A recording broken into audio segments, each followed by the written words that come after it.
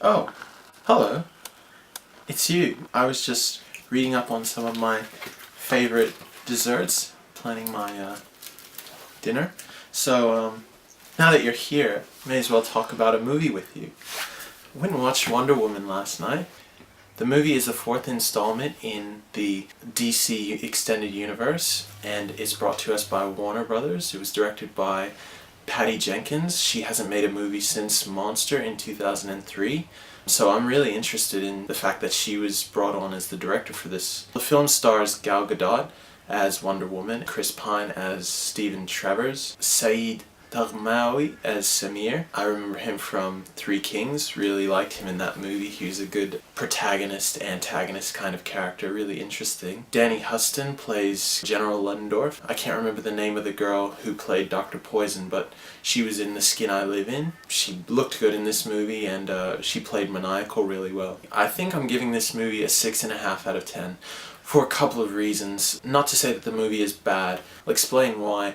The movie starts out with the origin of Diana Prince, Wonder Woman, on her island of Themyscira with her mother, who's the queen of the island, and her sister, General Antiope, who is the trainer of all Amazons on this island. They have a backstory that explains that she's from a Greek mythology, crafted from clay by her mother and then inspired with life by Zeus. That's sort of a story that she's told, and then throughout that, her mother's really hesitant to let her train, but, stands to reason with her sister that it's the only way she can actually be protected in her life is if she is prepared for a battle and war and those kinds of things. So she trains, grows up, really naive character, really innocent, moves through all these different scenes, and it's a really quick transition of her life as a girl to woman, innocent to warrior kind of character. And you start getting glimpses of invincibility. For instance, she is able to heal really quickly. She's got powers that no one else has. She surprises herself at every other scene with her sort of unleashing of these hidden talents. Anyway, she becomes a really strong Amazon, and she is in this bubble on this island and not allowed to really go anywhere, and not a really reason to, because they're sort of shut off from the rest of the world. And then you find out with Stephen Trevor's character coming through into their island. This movie is actually taking place in World War II times, so in 1944, just a bit before the resignation of the German forces. Yeah, so he's coming in talking about all these wars, all these tragedies, all these issues that the rest of the world is having, millions of people dying, innocent men, women, and children. So she's compelled to go along with him, and her mother is hesitant to let her go. Regardless of that, they move on past all that, get to London. At this point, the movie starts having sort of continuity issues, and people can say whatever they want about the way I look at movies, but it's my perspective on these things.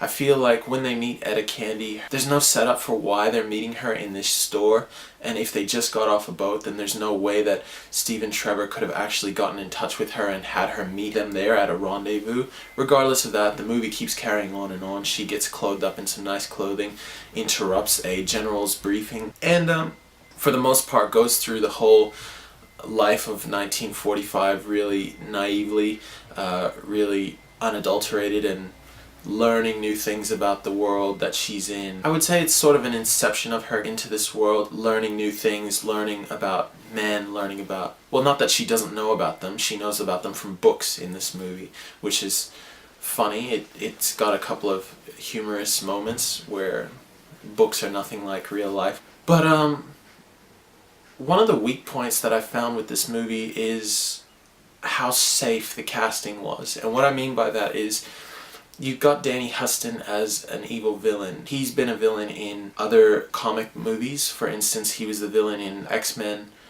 Origins, I think it was, the one with Hugh Jackman and the first Deadpool. So really, mistake of a movie. He's put in this movie as a enraged general who wants to see all his men get up, and regardless of their starvation, of their fear, of their anxiety, of their malnourished state, and just fight on.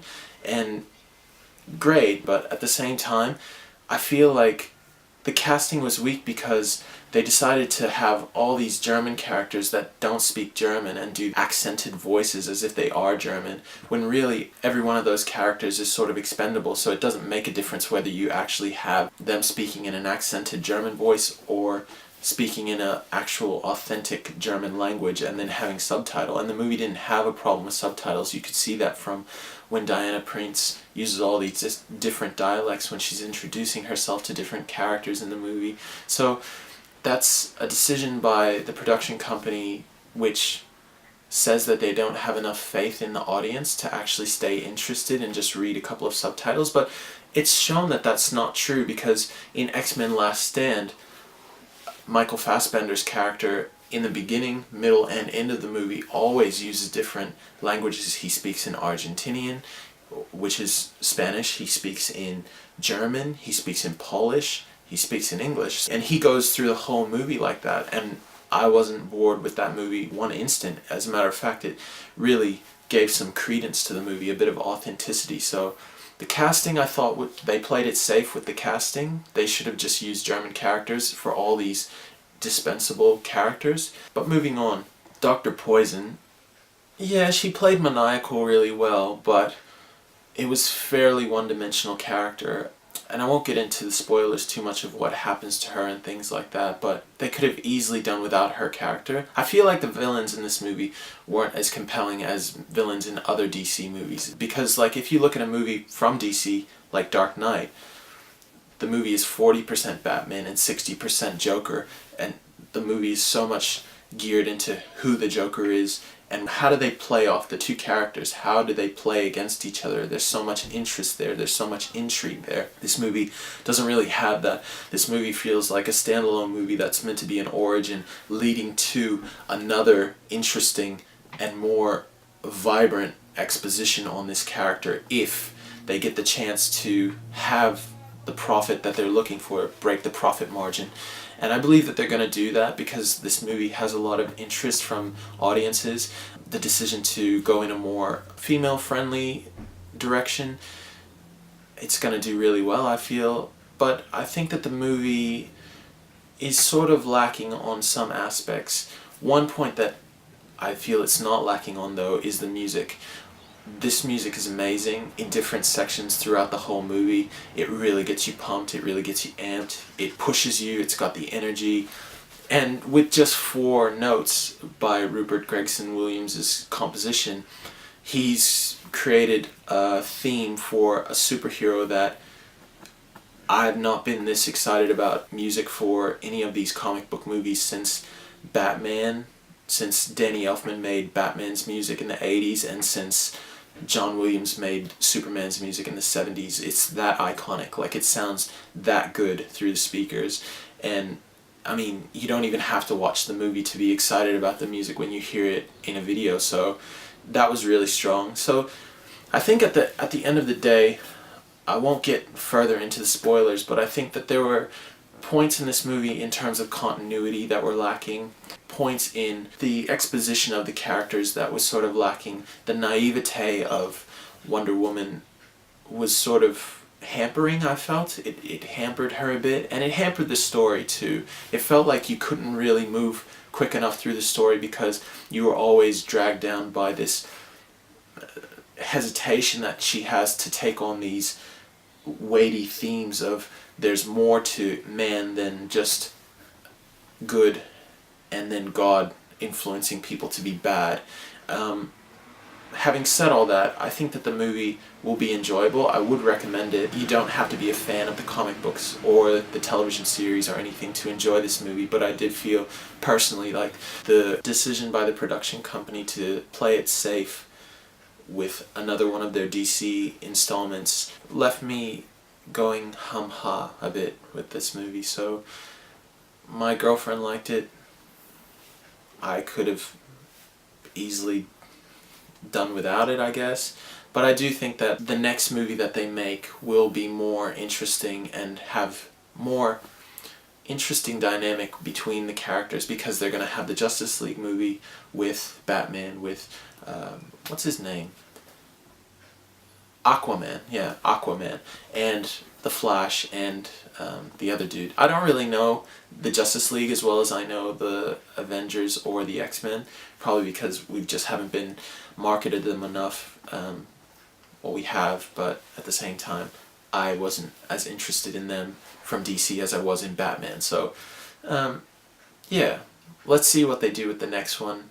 6.5 out of 10 for me. I will be reviewing my rating system because I feel like this movie, it's just different from when I said Alien is a 6. I feel like I want to go back and say Alien was a 1. That's how disappointed I was with that movie. But yeah, 6.5 out of 10. Go watch it if you're looking forward to DC's installments in the extended universe. And if you are a stickler for a tightly written story, you could give this one a pass. But get a discussion going if you have seen the movie, or if you wanted to tell me that I don't know what I'm talking about as usual. I'm more than happy to hear that kind of thing. Like, dislike, whatever, I don't really mind. But I'm going to get back to looking at my recipes for my dinner tonight. I hope you have a good weekend or have a good night wherever you are in the world. Later.